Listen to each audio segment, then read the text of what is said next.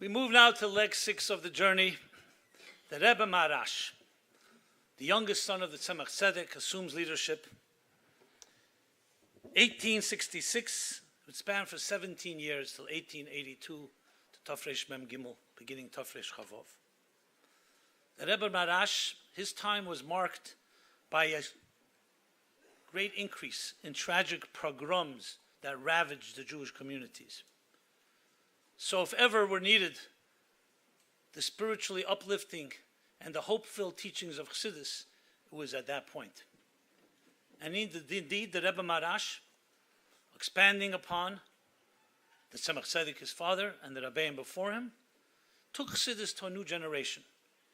He began developing it into discourses and ideas that far easier for contemporary people like ourselves to understand. Not that we can't understand the Tzemach Tzedek and the ones before, the Mittler Rebbe and the Alter Rebbe, but this is clearly, you see, far more structured. Indeed, he also introduced the concept of hemsheichim. What's a hemshech? Until that point, every mimer that a Rebbe said was an individual mimer, said on a certain Shabbos, on a Yontif, had a beginning and an end. Some were longer, some were shorter. A hemshech is a series of maimorim that cover a central theme and could span for weeks and weeks, months and months, even years. Some go for a year or 2 years. Famous hemshechim of the Rebbe Maharash, Mayim Rabim Tofresh Lamed Vov, 1876. V'kocha Tofresh Lamed Zayin, 1877. V'hechrim Tofresh Lamed Ches, 1878, and more. That allowed for a certain expansiveness, because you can take an idea and develop it over weeks, over months, over years. Rebbe Maharash. The Rebbe categorized the Rebbe Maharash with a very specific term, which helps us understand more of the neshama and the essence of the Rebbe Maharash. Was 2 words, lechatchila riber, based on an expression in the words of the Rebbe Maharash. The Welt sagt, an mekennet darunter darf man riber. The world says that if you can't go below, then you go above. Ich halt. I say, I feel, I hold. As medaf lechatchila riber. We have to go initially, not only as a last resort. Initially, we begin from above. Medaf lechatchila nemen mit starkheit. You have to begin with strength. Nit nespol werden for kein Sach. Not to be affected or impacted by anything. Und durchführen das, was man darf, to fulfill the intended and respective mission. Und as man nimmt, sich helft der Eberster. And when you go with that approach, God helps. That's the full expression.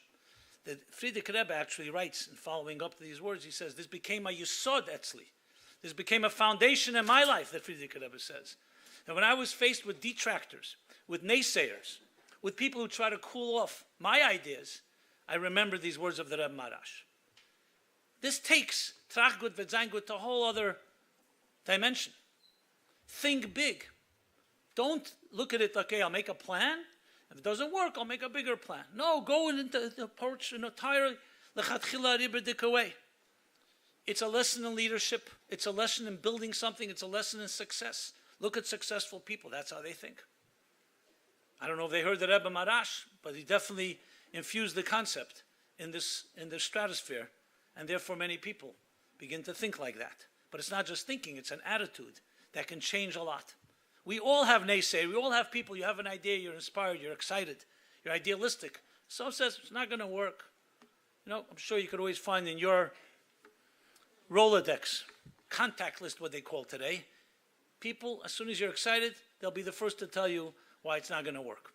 That we tried it, the more things change, the more they stay the same. The cynicism, skepticism. The Rebbe writes in a note to someone that people who themselves are failures want everyone else to be a failure, so they shouldn't stand out. So lechatchila riber, an approach. Obviously, you have to make sure it's the right thing you're doing, but you go with that starkheit, you go with that confidence. You think big. In a mimer, a very famous, powerful mimer, called Mika Moicha Tofresh Chavtes, from the Rebbe Maharash, he says something that Rebbe cites very often. Reading from the Rebbe Maharash's words. Mitzias ha'elam v'chol ma shenivruhu mitzias. Everything in creation actually exists. She'im nemesh zeh rak ma shenidma lanu. If we think it's only an illusion, that existence is only illusion, im ke mao shekosa b'reishis bara. So what is the meaning of the pasuk that says God created heaven and earth? Haloyle nivra klal. It's only an illusion. Kim shenidma lanu. Nimtze shelo yeshchar ve'einish. If existence is an illusion, there's no reward and punishment. V'lo yesh teireh mitzvahs. There's no teireh mitzvahs. And that is impossible. We cannot say that.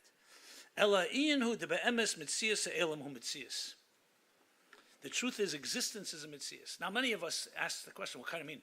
Who thinks the world is an illusion? We all think it's real. Someone insults you, you sure think it's real. But there were philosophers that actually said that maybe the entire world is an illusion, and any proof you bring is part of the illusion, so it's not necessarily a proof. Now, actually, Chassidus would perhaps agree with them, based on the principle that existence, as the Alter Rebbe brings in Shari Yechid V'Amunah, cited earlier, its only existence is because of the divine energy within it. It has no real substance. However, the Torah tells us that the world exists. That's the proof. Not because we see a world. Well, seeing is not necessarily believing. There are illusions that some of the Rebbe Maharash brings. A magician has a sleight of hand. Maybe the world is a sleight of hand. But the Torah says so. So the entire existence of the world is a Torah world. Now this Maimer, the Rebbe Maharash repeated 14 times in Hayem Yem. It says that the Rabbeim had Maimorim, they would repeat many times, Lezachech, L'tayir es ha'avir, to purify, to refine the environment. Perhaps the Rebbe Maharash, seeing the rise of secularism, seeing the rise of the self-made man, of the fountainhead, of that type of arrogance, said this Maimorim so many times because he wanted to weaken that illusion that people think reality is real because I think it's real. No, it's real because God says it's real, because the Torah says it's real. Which is the lesson that complements Lechatchila Riber. Many times we think, what are people going to say? What is the world going to say? The world has no value except because God gave it value, because he said, Bereshis bara lakim. So it gives us a way of looking at the world. Yes, there's a world because God said so, but not because it has any power of its own. That's what this Maimer teaches us. It's an attitude. And you see indeed the Rabbeim, how they applied that in every situation, as the Friedrich Rebbe said, not to be nispal from what others say. The world has no validity without the Torah. All it is a platform, a stage for us to express Torah and Yiddishkeit and Chassidus in this world.